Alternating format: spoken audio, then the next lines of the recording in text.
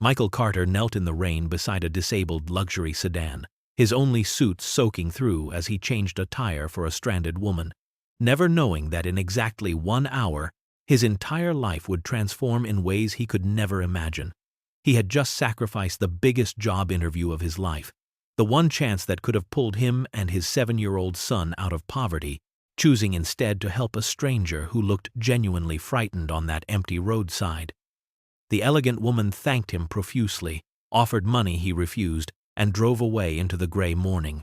Michael walked home in silence, preparing to tell his son that their dream had died today. But the woman he helped was Victoria Ashford, billionaire CEO of the very company where he was supposed to interview. And she had spent that hour learning everything about the man who stopped when no one else would. Before I continue the story, please subscribe. I need to reach 1,000 subscribers so I can keep bringing you stories like this every day. It's just one click for you, but it means a lot to me. Thank you. Michael Carter's hands trembled slightly as he folded the third past due notice that week, tucking it beneath a stack of others on the scratched particle board table that served as his kitchen workspace. 34 years old, and he felt ancient. Worn down like the threadbare couch in their living room where the springs had given up fighting gravity 2 years ago. The apartment was small, just 2 bedrooms in a building where the heat worked sporadically, and the hallway always smelled faintly of boiled cabbage and disappointment, but it was home. And more importantly, it was where Tommy slept safely each night. And that made it a palace in Michael's eyes. The morning light filtered through curtains his late wife Sarah had sewn herself. The fabric faded now but still hanging on, much like Michael himself. He glanced at the framed photo on the side table, Sarah's smile frozen in happier times, before the cancer came and took her piece by piece over 18 brutal months. 3 years had passed since he'd held her hand as she slipped away. 3 years of trying to be both mother and father to a boy who still sometimes called out for her in his sleep. Michael worked the day shift at Patterson Warehouse, loading trucks until his back screamed and his shoulders burned, then came home just long enough to make dinner and help Tommy with homework before heading out again with his delivery app running, ferrying restaurant orders across the city until midnight or later. His work shirts were patched at the elbows. His jeans had been repaired so many times they were more thread than original denim. But he kept them clean and pressed because dignity cost nothing. The exhaustion lived in his bones now. A permanent resident, visible in the dark circles under his eyes, and the way he moved just a fraction slower than he used to. But when Tommy bounded into the kitchen each morning, backpack bouncing, Michael summoned a smile from somewhere deep inside, swallowed his weariness, and became the father his son deserved. The weight of single parenthood crushed him daily. But he never let Tommy see him buckle. Never let the boy glimpse the fear that kept Michael awake at night, calculating and recalculating bills that never quite added up right. The phone call came on a Tuesday evening while Michael was helping Tommy sound out words in his reading homework. He almost didn't answer the unknown number, assuming it was another creditor. But something made him pick up on the 4th ring. The woman's voice on the other end was professional, crisp, asking if she was speaking with Michael Carter, who had applied for the logistics manager position at Ashford Industries. Michael's heart stopped, then started again at double speed. He had sent that application 6 weeks ago on a whim, never expecting a response, certainly never imagining they would actually call. The interview was scheduled for Friday morning at 9 o'clock sharp. When he hung up, his hands were shaking so badly that Tommy noticed and asked if everything was okay. Everything might finally be okay, Michael thought, but didn't say, not wanting to jinx it or get the boys' hopes up before anything was certain. That night after Tommy fell asleep, Michael pulled his only suit from the back of the closet, the one he had worn to Sarah's funeral and hadn't touched since. He brushed it carefully, checked for any stains or tears, held it up to the light. It would do. It had to do. That. He stood in front of the bathroom mirror practicing answers to questions he imagined they might ask, trying to sound confident and capable instead of desperate and exhausted. Mrs. Chen, the 72-year-old widow next door who sometimes watched Tommy when Michael's shifts overlapped, agreed immediately when he asked if she could stay with his son during the interview. She squeezed his arm with her papery hand and told him she had a good feeling about this. Michael researched the company obsessively over the next 3 days, learning everything he could about Ashford Industries, their logistics operations, their values and mission statements. The salary listed in the job posting was more than double what he made working both his current jobs combined. It was the kind of money that meant Tommy could have new shoes when he needed them instead of wearing them until his toes cramped. It meant proper school supplies, not the donated ones from the charity box. It meant birthday parties and maybe, impossibly, a college fund someday. For the first time since Sarah died, Michael let himself imagine a future that didn't involve constant fear and exhaustion, a life where he could breathe without the weight of unpaid bills crushing his chest. Michael's alarm went off at 5:30 in the morning, but he had already been awake for an hour, staring at the ceiling and rehearsing answers in his head. He rose quietly, showered in water that never quite got hot enough, and dressed in his pressed suit with hands that refused to stay steady. In the kitchen, he made Tommy's favorite breakfast, chocolate chip pancakes shaped like smiley faces, using the last of the pancake mix and rationing the chips carefully to make the features. The smell woke Tommy, who shuffled out in his too small pajamas, rubbing sleep from his eyes. They sat together at the small table, the morning light just beginning to creep through the window, and Michael watched his son eat, memorizing the moment, this quiet pocket of peace before everything might change. Tommy looked up mid-bite and tilted his head, studying his father with those serious brown eyes he had inherited from Sarah. "You look scared, Daddy," the boy said softly. Michael smiled, caught, and admitted he was a little nervous about his big meeting today. Tommy reached across the table with his small syrup-sticky hand and patted Michael's arm with the grave sincerity only a 7-year-old could muster. "You're the bestest dad in the whole world," he declared, with absolute conviction. "They're gonna see that and give you the job for sure." Michael's throat tightened dangerously. He pulled Tommy into a hug, holding him close, breathing in the scent of strawberry shampoo and childhood innocence. When Mrs. Chen arrived at 7:45 with her canvas bag of knitting and her warm, knowing smile, Michael kissed Tommy's forehead and promised he would come home with good news. He checked his watch, then checked it again 30 seconds later. The bus stop was 3 blocks away. The ride downtown took 42 minutes if traffic cooperated, and he had calculated he would arrive at Ashford Industries with exactly 15 minutes to spare. Perfect timing. Professional but not desperately early. The folder containing his resume, references, and carefully prepared notes felt both weightless and impossibly heavy in his hands as he walked to the bus stop. The city was just waking up around him, delivery trucks rumbling past, other early commuters shuffling toward their own destinies. On the bus, Michael sat near the front, his folder clutched against his chest like a shield, watching the blocks tick by with agonizing slowness. Each stop, an eternity. Michael got off the bus 3 blocks from Ashford Industries headquarters, his heart hammering with anticipation and nerves. The building was visible in the distance, a gleaming tower of glass and steel that seemed to touch the sky. And he was right on schedule. He walked briskly, mentally reviewing his opening remarks, when movement on the roadside caught his attention. A car sat pulled over on the shoulder, a sleek silver sedan that probably cost more than Michael would earn in 5 years. The driver's side door was open and a woman stood beside it. One hand pressed to her forehead, the other clutching a phone she kept looking at with increasing desperation. She was dressed in an elegant gray suit with a silk blouse, her dark hair pulled back in a neat twist. Everything about her suggesting wealth and competence, except for the expression on her face which was pure distress. The rear tire was completely flat, the rim nearly touching the pavement. Michael watched as a BMW cruised past without slowing. Then a Mercedes. Then a Lexus. Their drivers not even glancing at the stranded woman. She looked up and down the road, seeming to calculate her options and finding them all wanting. Michael checked his watch reflexively. 8:42. 15 minutes until his interview.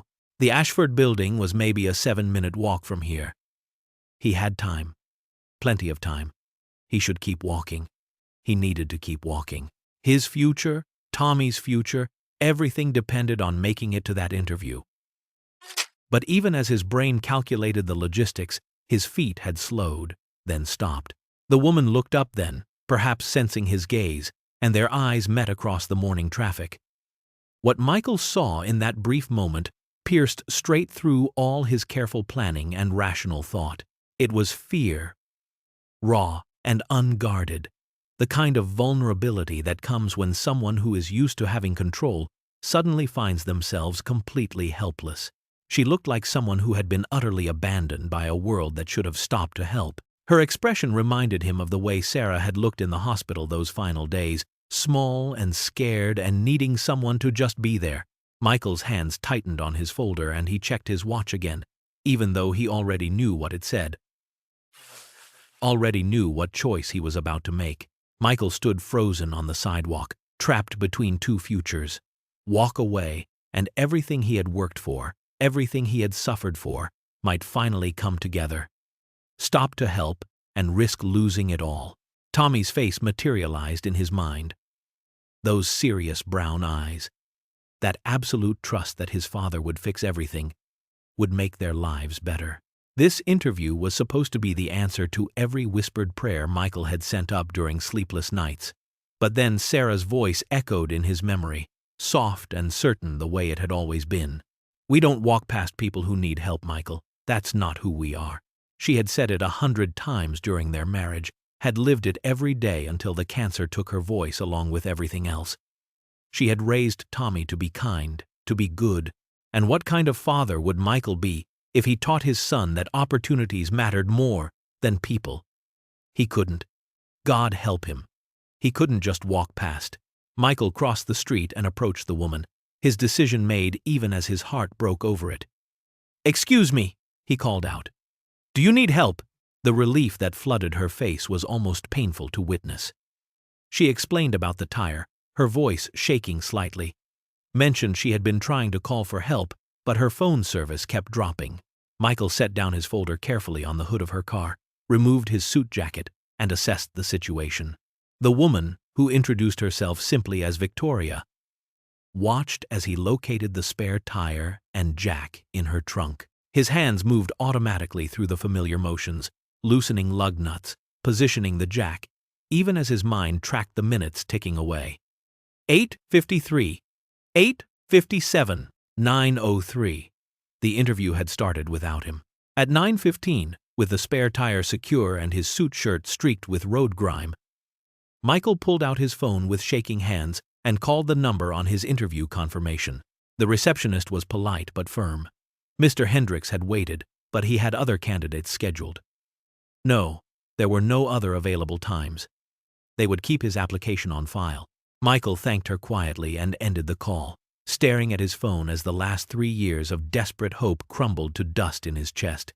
Michael finished tightening the last lug nut and stood, wiping his hands on his already ruined dress pants. The knees were scuffed, his white shirt had a dark smear across the front, and he knew without looking that his only suit was probably beyond saving. Victoria stood a few feet away, clutching her phone, watching him with an expression he couldn't quite read. She reached into her purse and pulled out her wallet, began extracting what looked like several $100 bills. "Please, let me pay you for your time, for your help," she said, holding the money out toward him. Michael shook his head immediately, raising his grease-stained hands as if to ward off the offer. "No, ma'am, I couldn't," he replied quietly.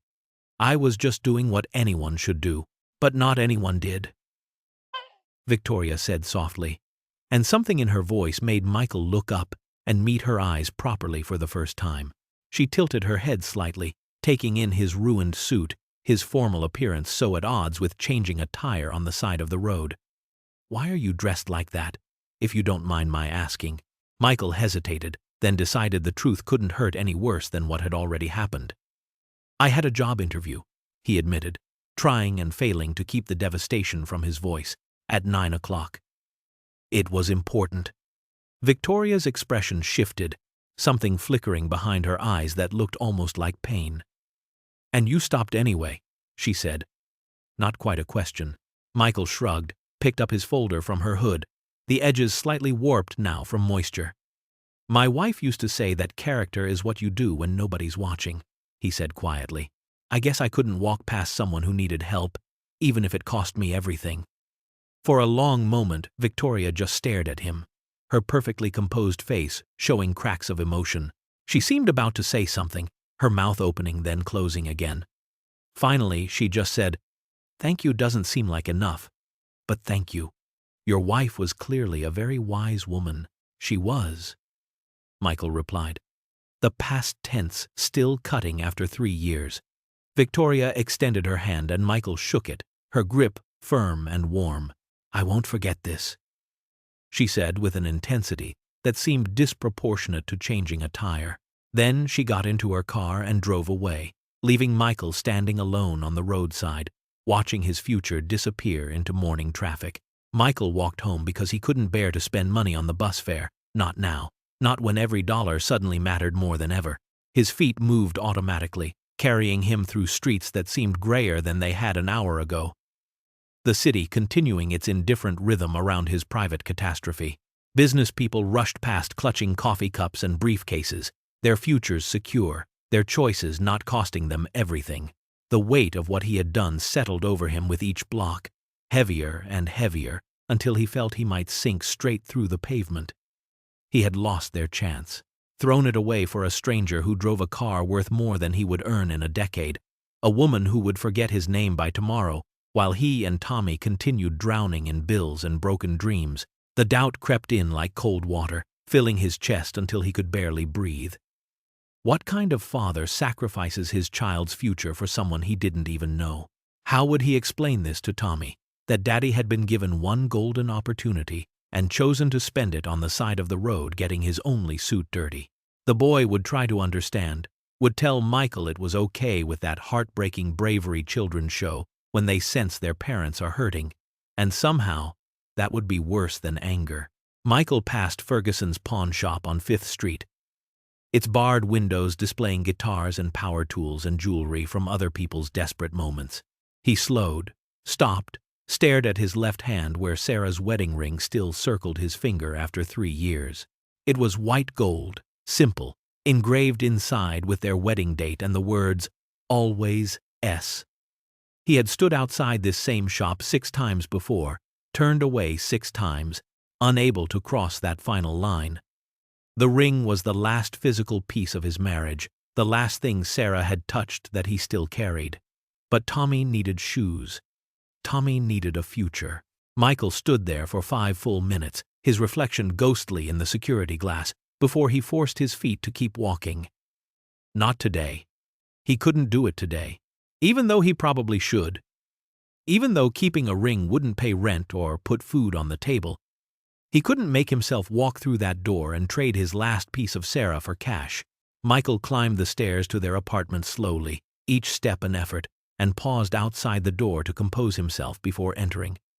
He could hear Tommy's voice inside, reading aloud to Mrs. Chen, stumbling over bigger words but trying so hard. When Michael opened the door, Tommy's face lit up like sunrise, and he abandoned his workbook to rush over. "Did you get it, Daddy? Did you get the job?" he asked, bouncing on his toes with excitement that made Michael's heart crack clean through. Michael knelt down to his son's level, smoothed the boy's unruly hair, and tried to keep his voice steady. "The interview didn't work out, buddy," he said quietly. "I'm sorry." The light died in Tommy's eyes, replaced by something far too mature for a 7-year-old, that careful, brave expression children wear when they're trying to protect their parents from their own disappointment. "It's okay," Tommy said, his voice small but determined. "We'll be okay, right, Daddy?" "We always are." Mrs. Chen rose from the table, gathered her knitting with knowing silence, and squeezed Michael's shoulder as she passed. Her grip was firm, saying without words that she understood, that she knew there was more to the story. "I'll check on you both tomorrow," she said softly, and let herself out. After the door closed, Michael and Tommy sat together on the worn couch, the apartment quiet except for the distant sound of traffic and someone's television through the thin walls. Tommy leaned against his father's side, and Michael wrapped an arm around him, holding him close. The boy was silent for a long moment before asking, "Why didn't it work out?" So Michael told him about the woman on the roadside, the flat tire, the choice he had made. Told him that sometimes doing the right thing costs us something, but that doesn't make it less right. Tommy listened carefully, processing, then looked up at his father with those serious eyes.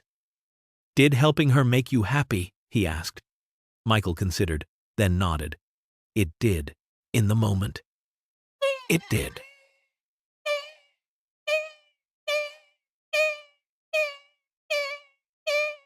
Tommy smiled then, small but genuine. She always said being kind was the most important thing, even when it's hard. That's when Michael's eyes finally welled up, tears he had been holding back all morning spilling over, and he pulled Tommy close and held him tight, while his son patted his back and whispered that everything would be okay. Michael was washing dishes in the sink, his ruined suit jacket draped over a chair, when movement outside the window caught his eye. A sleek black SUV. The kind with tinted windows and chrome that gleamed even under the overcast sky, pulled up directly in front of their building. It looked impossibly out of place on their street, where most vehicles were at least a decade old and held together with hope and duct tape. Michael's hands stilled in the soapy water, his heart beginning to pound with a dread he couldn't name. Cars like that didn't come to neighborhoods like this unless something was very wrong. The driver's door opened and a man emerged, tall and broad-shouldered, dressed in a black suit that actually fit properly, his posture military straight, as he surveyed the building with professional efficiency. Michael watched him check something on his phone, then walk purposefully toward their entrance, disappearing from view below. Oh God, Michael thought, his mind racing through terrible possibilities. Debt collectors didn't usually dress that well, but maybe the really serious ones did. Maybe one of his creditors had finally lost patience. Maybe there was some legal issue he didn't know about. Something with Sarah's medical bills that had come back to haunt him. Or worse, maybe something had happened at Tommy's school, some emergency they were sending someone official to deliver in person. The knock on the door came exactly as Michael expected it, but he still flinched. It was firm, authoritative, the knock of someone who was used to being answered. Tommy looked up from his homework, eyes going wide. "Who is it?" he whispered, already sensing his father's tension. Michael didn't know, couldn't imagine any scenario where this ended well. "Stay here," he told Tommy quietly.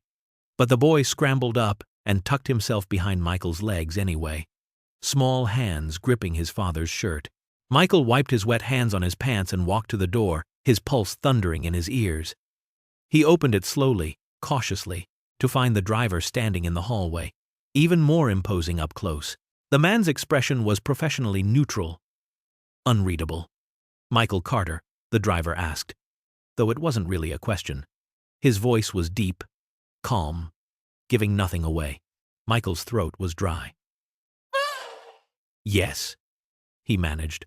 "That's me. Is something wrong?" The driver reached into his jacket and Michael tensed, but the man only withdrew a cream-colored envelope, thick and expensive-looking, with an embossed logo in the corner that Michael recognized immediately. "Ashford Industries." "This is for you, sir," the driver said, extending it with a slight inclination of his head that was almost a bow. Michael took the envelope with trembling fingers, turned it over, saw his name written in elegant script across the front. He opened it carefully, aware of Tommy peering around his legs, and pulled out a handwritten note on heavy cardstock along with a business card. The handwriting was precise, feminine, the ink deep blue. "Mr. Carter, thank you for your extraordinary kindness this morning. Your selflessness has reminded me that integrity still exists in this world. I would be honored if you would join me at the Ashford estate immediately to discuss a matter of great importance. A car is waiting." The note was signed simply Victoria, and the business card identified her as Victoria Ashford, Chief Executive Officer, Ashford Industries. Michael read it twice, then a third time, certain he was missing something or misunderstanding. This had to be a mistake, or worse, some kind of cruel joke. Maybe someone had seen him miss his interview and decided to twist the knife. "Is this real?" he asked the driver, his voice rough with confusion and suspicion. "Is this about the interview I missed this morning? Because if someone thinks this is funny—" "Sir," the driver interrupted gently but firmly, "I assure you this is entirely legitimate and quite urgent. Miss Ashford sent me personally to bring you to the estate. She's waiting." Michael's mind spun. The woman on the roadside had been Victoria Ashford herself, the CEO of the company where he was supposed to interview. The realization hit him like cold water. She knew he had missed the interview to help her, and now what? She felt guilty, wanted to apologize in person, explain why they couldn't give him another chance. Tommy tugged on his shirt. "Daddy? What's happening?" Michael looked down at his son's worried face, then back at the driver who waited with infinite patience. "I need someone to watch my son," Michael said finally. The driver nodded. "Of course, sir. Take whatever time you need." Michael called Mrs. Chen, who returned within minutes, asking no questions but studying Michael's face with concern. He changed into his only clean shirt, washed his face, and followed the driver downstairs with the note clutched in his still shaking hands, having no idea what waited for him but unable to refuse the summons. The SUV pulled away from Michael's neighborhood and began climbing through the city, each mile taking them into streets he had only seen on television. The buildings grew taller and newer, the cars more expensive, the trees more deliberate in their placement. Michael sat in the back seat, sinking into leather softer than any furniture he had ever owned, watching his familiar world disappear behind him. They passed gated communities with security booths, then estates with stone walls and iron fencing, and finally turned onto a private road that wound through what looked like a forest that had been manicured into perfection. The gates that opened for them were tall and ornate, genuine wrought iron with gold accents, and beyond them stretched grounds that seemed to go on forever. Manicured lawns rolled out in impossible shades of green, dotted with flower beds in full bloom despite the season. A fountain taller than Michael's entire apartment building stood in the circular drive, water cascading down tiers of marble, and the house, if you could even call it that, was a mansion from another era, all limestone and columns and windows that gleamed like diamonds. Michael felt physically sick with how out of place he was. The driver opened his door and Michael stepped out onto cobblestones, his worn shoes suddenly feeling like they were leaving marks on something too precious to walk on. Staff appeared as if summoned by invisible signals, a woman in a crisp black dress greeting him with a warm smile that seemed genuine despite his shabby appearance. "This way, Mr. Carter," she said, and led him through doors that were twice his height into an entrance hall with a ceiling that seemed to touch the sky. Everything was marble and dark, wood and oil paintings in gilded frames. Michael followed in a daze, trying not to touch anything, trying not to breathe too hard. They walked down a hallway lined with what looked like antiques, past rooms glimpsed through doorways that each seemed larger than his entire apartment, until finally they reached a study with floor-to-ceiling bookshelves and a massive desk of polished mahogany. And then Victoria entered through a side door, and Michael's breath caught. She was the same woman from the roadside, but transformed. She wore a different suit now, navy blue and perfectly tailored, her hair still pulled back but her entire bearing radiating authority and power. She walked toward him with her hand extended, and when she spoke, her voice filled the room. "Mr. Carter, thank you for coming. I'm Victoria Ashford, Chief Executive Officer of Ashford Industries." Michael shook her hand automatically, his mind struggling to process what he was seeing. The woman he had helped was one of the wealthiest people in the entire state. He couldn't find words, could only stare as his understanding of the morning's events shattered and reformed into something he couldn't yet comprehend. Victoria gestured for Michael to sit in one of the leather chairs facing her desk, and after a moment's hesitation, he did, perching on the edge, as if afraid to settle in. She sat across from him, not behind the imposing desk but in the matching chair beside his, eliminating the barrier between them. "Let me explain what happened this morning," she began, her voice softer now, more like the woman he had met on the roadside. "I was returning from a private charity event, one I attended alone because sometimes I need to escape the constant presence of security teams and assistants and people treating me like a title instead of a person. I deliberately took one of my more modest vehicles, wanted a few hours where I could just be Victoria, not Victoria Ashford of Ashford Industries. The flat tire was entirely real, entirely unexpected, and suddenly I found myself completely helpless on the side of the road. She paused, something painful crossing her face. I stood there for 23 minutes, Michael. I counted. I watched a BMW pass without slowing, then a Mercedes, a Lexus, a Porsche, dozens of expensive cars driven by people who certainly had the means to help, who probably pride themselves on their charity work and their generous donations. Not one of them stopped. Not one even looked at me like I was a human being in need. Michael shifted uncomfortably, not understanding where this was going. Victoria leaned forward slightly. And then you came along. You, in your interview suit that you clearly couldn't afford to ruin. You, who I could see was already running late for something important. You stopped when no one else would. You refused payment when most people would have asked for it. You told me about character and what your wife believed, and then you walked away as if what you had done was ordinary. Michael's throat tightened. He started. But Victoria held up a hand. In the hour since you left, I had my head of security conduct a background check. She said it matter-of-factly, though Michael felt a chill at the invasion. I know about your wife, Sarah, and the cancer that took her. I know about the medical bills you're still paying 3 years later. I know you work 2 jobs to support your son, Tommy, that you're 3 months behind on rent, that you've applied for assistance programs and been denied. I know that this morning's interview represented the best chance you've had in years to change your circumstances.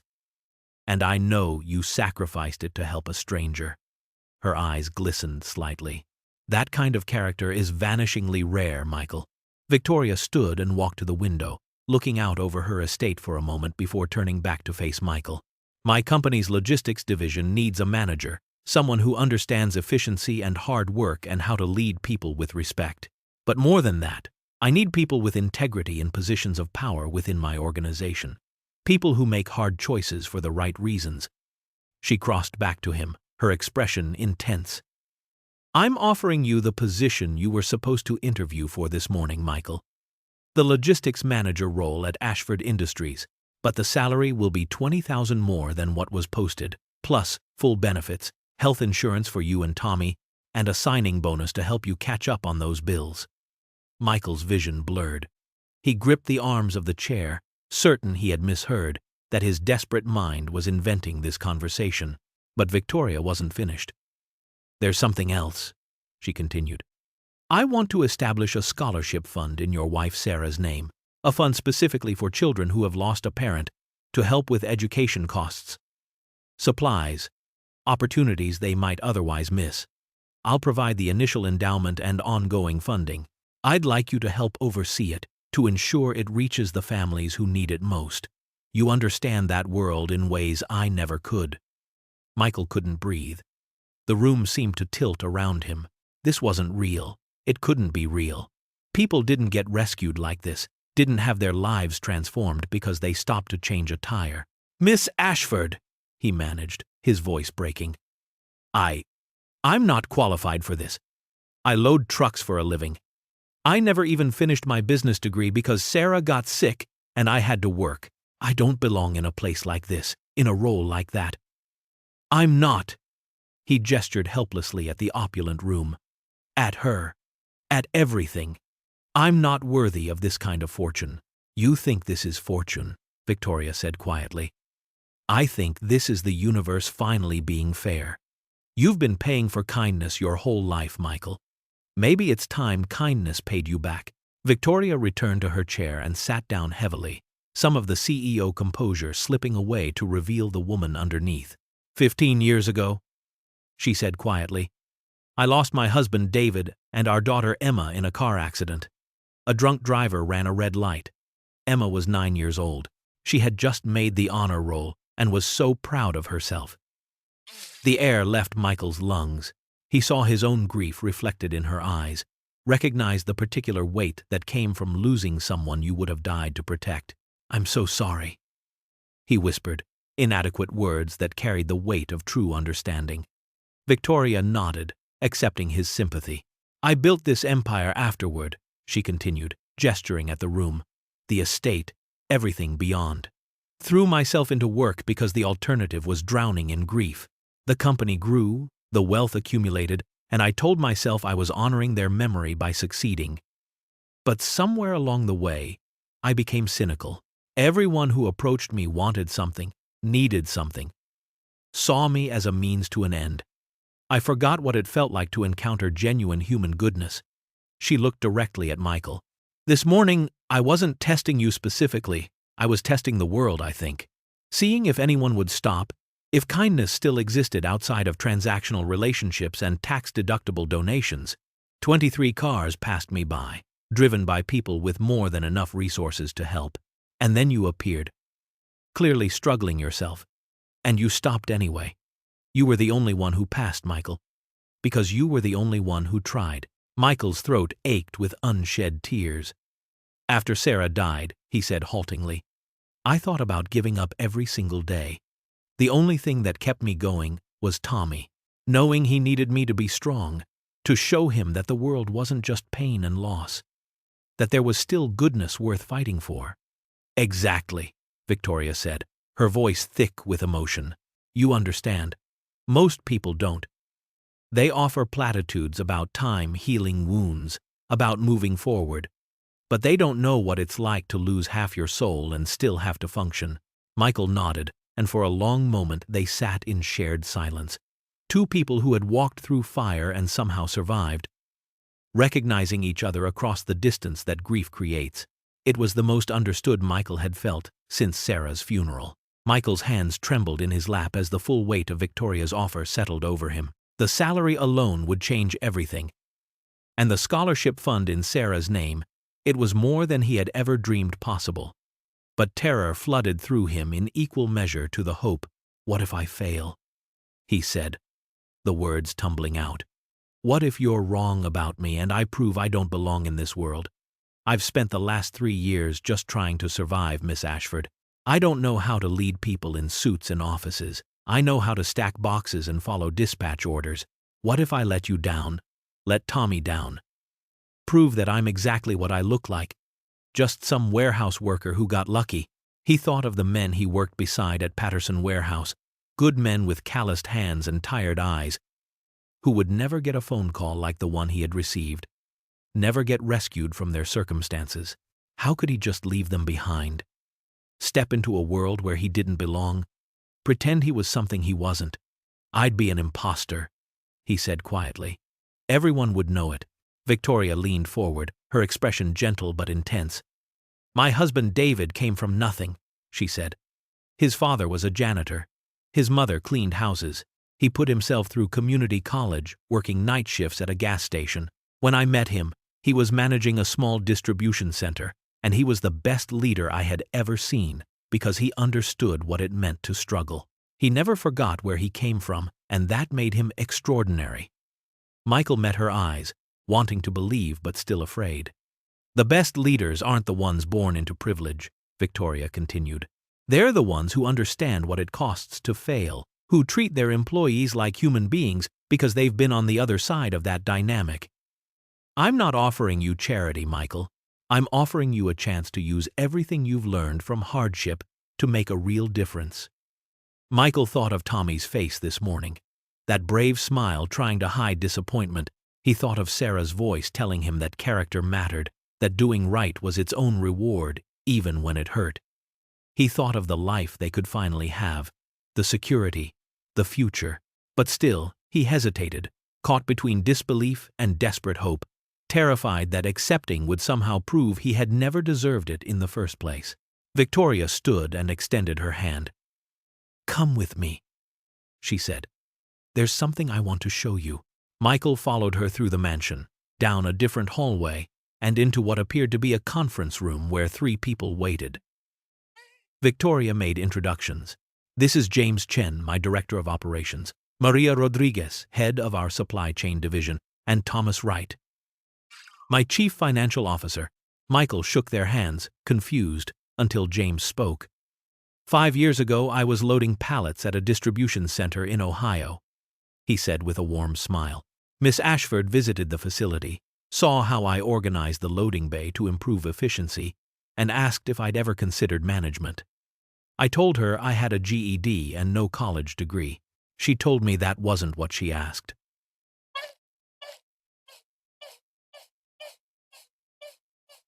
I was a single mother working 2 restaurant jobs when my daughter's teacher recommended her for the Ashford Scholarship Program, the precursor to what Miss Ashford wants to create in your wife's name. Victoria paid for my daughter's education and offered me an entry position here. I worked my way up because she gave me the chance. Thomas, an older man with kind eyes, added, I was 52 and had just been laid off from a factory job when Miss Ashford hired me as an accountant despite my age. She said experience and character mattered more than degrees from fancy schools. One by one, they shared their stories, and Michael realized with stunning clarity that this wasn't about him being special or chosen.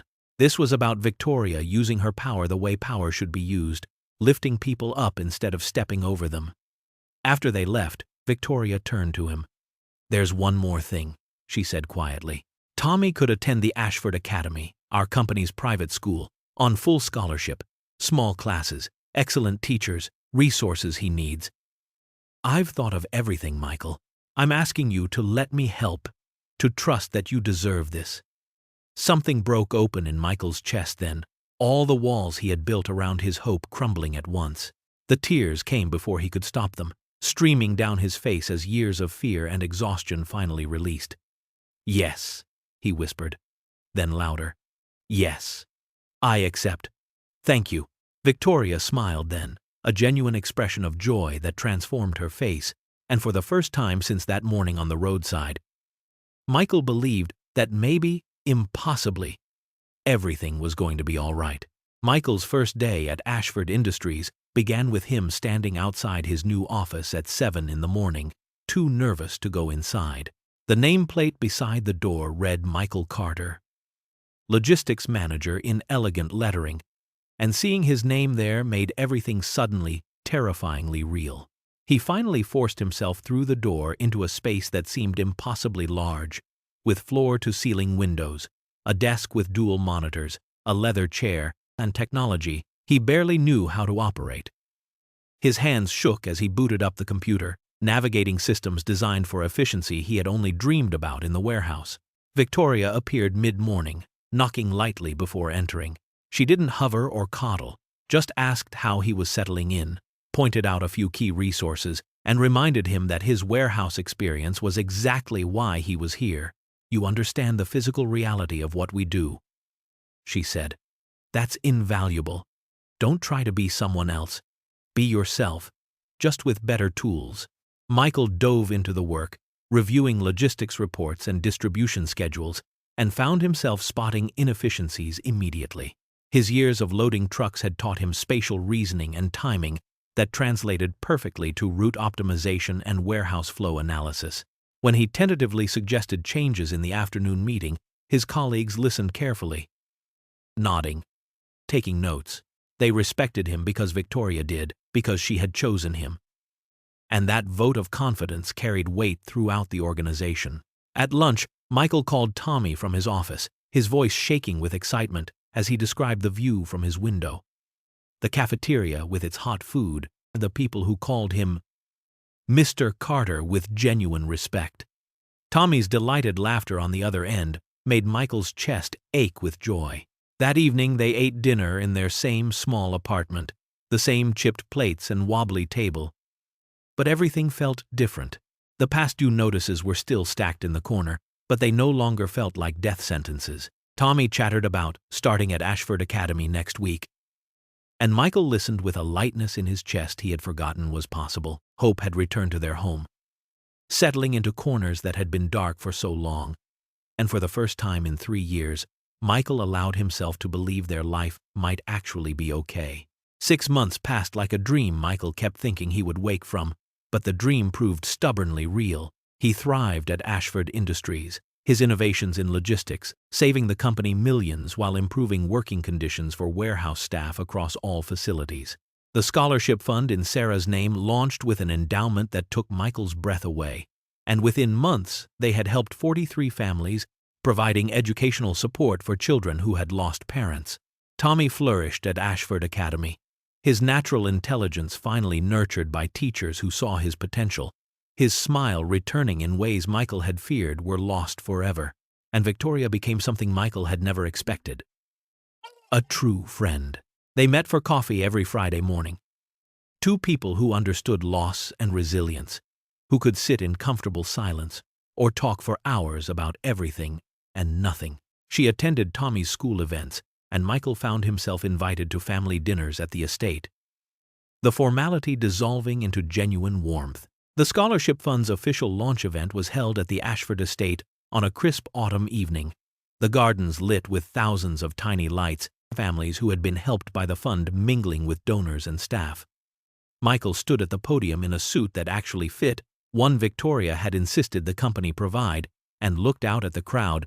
Tommy sat in the front row, dressed in his school uniform, beaming with pride. Michael cleared his throat, his prepared speech suddenly feeling inadequate. 6 months ago, he began, his voice carrying across the quiet crowd. I was a warehouse worker struggling to feed my son and pay bills that never stopped coming. I missed the biggest job interview of my life because I stopped to help a stranger with a flat tire. I thought that choice had cost me everything. He paused, finding Victoria standing at the side of the crowd, her expression soft. But that stranger saw something in me I couldn't see in myself. She saw that kindness and integrity matter, that character is revealed in the choices we make when everything is on the line. And she gave me a second chance I never dreamed possible. His voice broke slightly. This fund honors my late wife Sarah, who taught me that being kind is the most important thing, even when it's hard, even when it costs us something. Because sometimes, impossibly, kindness comes back to us when we need it most. 1 year after that night, Michael Carter sat in his new office on the executive floor of Ashford Industries. The title, Senior Vice President of Operations, etched on his door. He had earned the promotion through relentless work and innovative thinking, his understanding of logistics from ground level to boardroom making him invaluable. Tommy, now 9 years old, was thriving at Ashford Academy, his report cards filled with excellent marks and teacher comments about his kindness and leadership. They had moved to a better apartment, one with heat that worked and windows that didn't rattle. But Michael kept it modest, kept them grounded. Every Saturday morning he volunteered at Patterson Warehouse, mentoring workers and helping them see paths forward they might not have imagined for themselves. Victoria had become family, joining them for Sunday dinners, celebrating Tommy's birthday, filling a space in their lives that had been empty since Sarah died. On a Sunday afternoon in late autumn, Michael drove to Maplewood Cemetery and knelt beside Sarah's headstone. He told her about their life now, about Tommy's straight-A report card and his growing confidence, about the scholarship fund that bore her name and had now helped over 100 families. I'm raising him right, Sarah, Michael whispered, his fingers tracing her name in the granite. I promise. He's kind and brave and good, just like you wanted. He reflected on that rainy morning over a year ago. The single choice to stop and help a stranger that had seemed to cost him everything, but had instead given him everything. One decision made in the space of a heartbeat, guided by values his wife had instilled in him, had transformed not just his life, but Tommy's future and the futures of countless families. Because here is what Michael Carter learned, and what we all need to remember. One act of kindness can change everything. Our character is revealed not in the grand gestures we plan, but in the choices we make when no one is watching.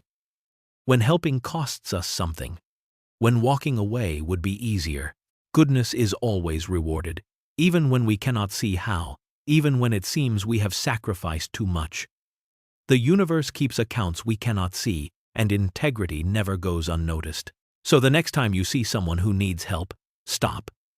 Be the person who stops. Because you never know whose life you might change, or how profoundly that choice might echo back into your own.